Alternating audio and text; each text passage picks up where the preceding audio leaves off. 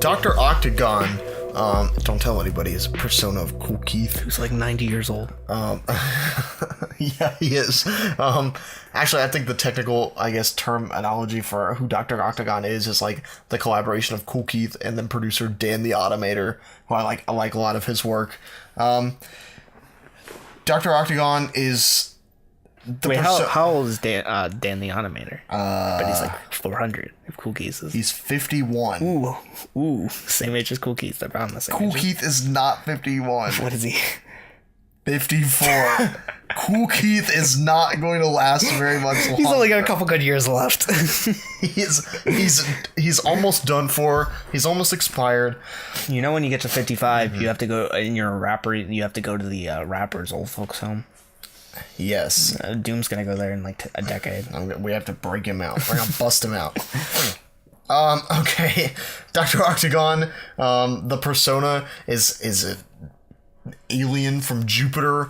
He's a surgeon and a gynecologist. Just the more you talk about this, the more I'm just like, what the fuck? He treats like fake diseases. A lot of times his patients just die, and he's like, okay, he's been killed like 3 or 4 times. He gives he gives his patients Pepsi and Pepto-Bismol and bugs and Pop Rocks. He's just really like bizarre. He was finally killed by electrocution with an electric razor. But he's back. Cool Keith has resurrected his Dr. Octagon moniker on his latest album, the full name being Moosebumps, an exploration into modern day horripilation. So I like that word, horripilation. we already know that this is like getting into some weird territory. A little bit of backstory. I actually have the first album that Cool Keith ever made solo. He was in the Ultramagnetic MCs for a long time and finally decided to break off as a solo act, but he went into the name Dr. Octagon. This album is really weird and polarizing and just has a lot of like really bizarre moments where sometimes there's like lines that don't even rhyme. There's like weird skits, and there'll be times where like he'll be in the operator room talking to his patients, and just super bizarre record, but it meant a lot for what it is. Vincent described it earlier as mad villainy to like 10 years earlier. 10 years earlier, but just not as good.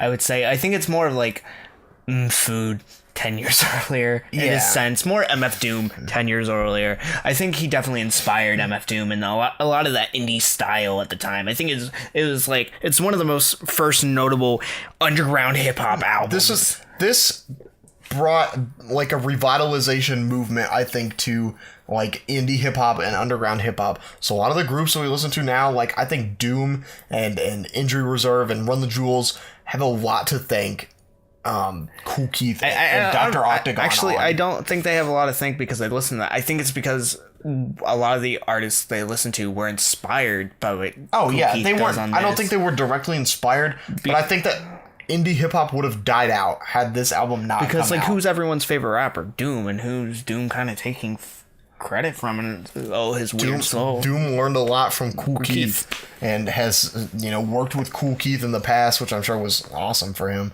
But just a ton of really interesting ideas that take place on here. A lot of humor, a lot of like really absurd ideas, a lot of like surrealism and non sequiturs, and just like things that don't make any sense, would never fit into like a normal hip hop project. And Dr. Octagon Ecologist gained a lot more attention than any underground project had up until that point, and it revitalized that movement. Fast forward to 2018, and Cool Keith is back with his Dr. Octagon moniker on his latest project, Moosebumps. And in ways, it's a lot like Dr. Octagon Ecologist in saying that there's like a lot of like absurdist stuff A lot of just like weird humor that doesn't make sense, and something that bugs me to no end. There are lines that don't rhyme at all. Like don't even come close to rhyming. I think you can get away with it. It depends more just how stupid and how much you're willing to accept. Well, there are some definitely like really stupid tracks on here. A lot of really stupid tracks on Moosebumps. First track, Octagon. Octagon picks up exactly where the story left off. Like, there was so much Octagon, everyone's going Octagon crazy. Octagon, Octagon, Octagon. He's just the word Octagon's literally said like every 50 seconds. It's funny. It is fantastic.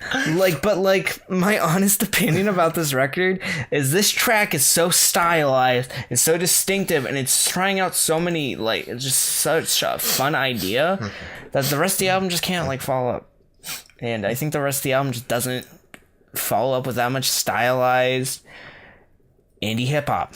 One project I want to compare this to, not because of the similar styles of music, but similar taste, or not similar taste, but similar ways kind of music has aged in the sense.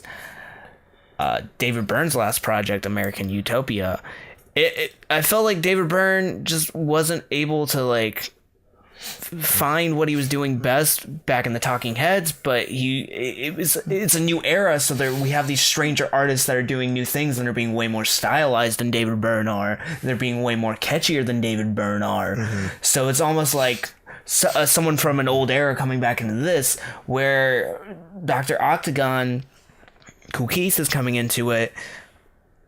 It's not as out there as some other acts.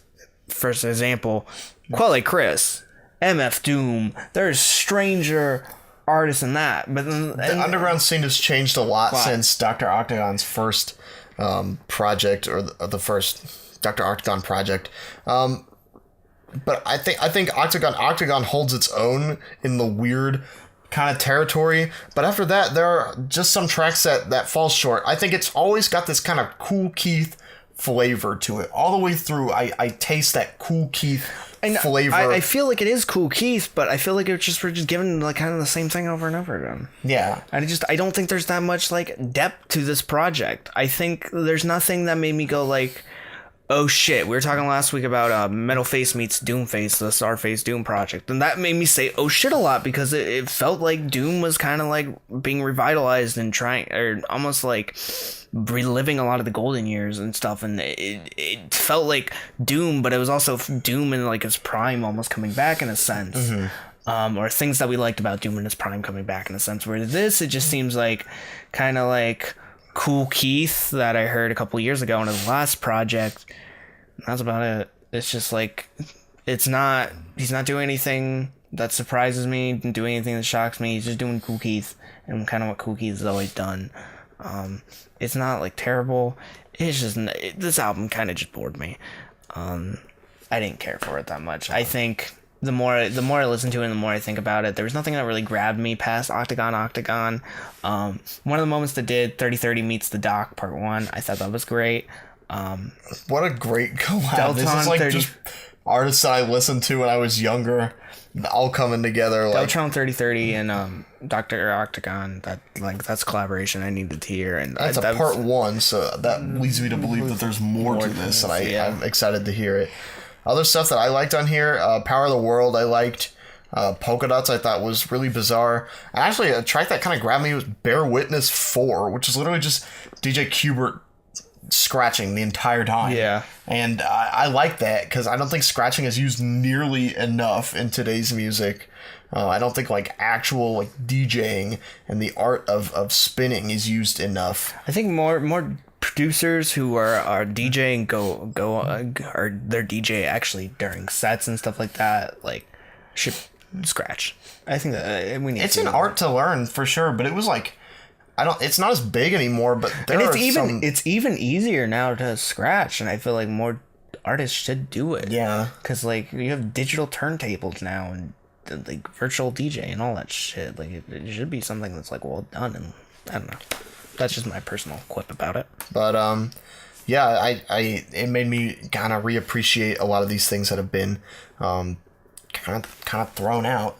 I think this is Kool Keith trying to make Dr. Octagon ecologist. like in a condensed version for a new audience. It didn't really push the story of Dr. Octagon at all. Nothing really happened in his storyline besides he came back and ate some dog food or something. Octagon rice with Octagon beans with Octagon shrimp. What a great line. But, and I think it fell flat to me as well. As somebody that enjoyed to a big extent his first album, Dr. Oncologist. Yeah, but even like some moments on Moosebumps that were very reminiscent of the first album and Dr. Octagon as a whole were parts of the first album that I just didn't enjoy. Hollywood Tail Swinging reminded me of some of the tracks on the first album that I just didn't care for at all because it was so like Kool Keith's flow is not steady at all. It's just very erratic. It's like slower and I think can be really intelligent at times, but there are just some really like erratic tracks. Octagon is not like, it's not steady at all. It doesn't like keep with a steady beat pattern. It's just it's just like watching a washing machine. Like you have one of those washing machines that has like it like stops window. at the top and it's like, well, there's sometimes where he'll just go and go and go. Yeah. And there's sometimes where like he'll finish his line like 2 beats before the actual verse should be over, and then he'll have to like catch himself and slow down a little bit, and then he'll go over. Like and I appreciate that like eroticness, especially at such a ripe old age of 54 years old. But it's entertaining to watch him sometimes, but there are other times like I said on Hollywood Tail Swinging where it's just like the lyrics are about absolutely nothing. I just thought the production behind it was dinosaurs with like boring production with this really like erratic flow. It was weird. It was like an audiobook gone wrong. I just thought the production on that and on Aviator Hype being the better of the two, I thought it was just strange. Like it was just weird. It was very weird. It just kind of confused me overall. In the end, personally, I think it needed more. It almost, I hate to say it needed to be stranger in a sense. It felt like Kool Keith, but I don't think Kool Keith in this current era is stylized enough to be a compelling performer. And I feel like it just didn't. It's not going to be remembered as memorable as this because this Dr. Oncologist was so memorable for its time because there's nothing like it, whereas this is like a dime a dozen. I hate to say that, but I think I don't say a dime a dozen. I just think that he hasn't.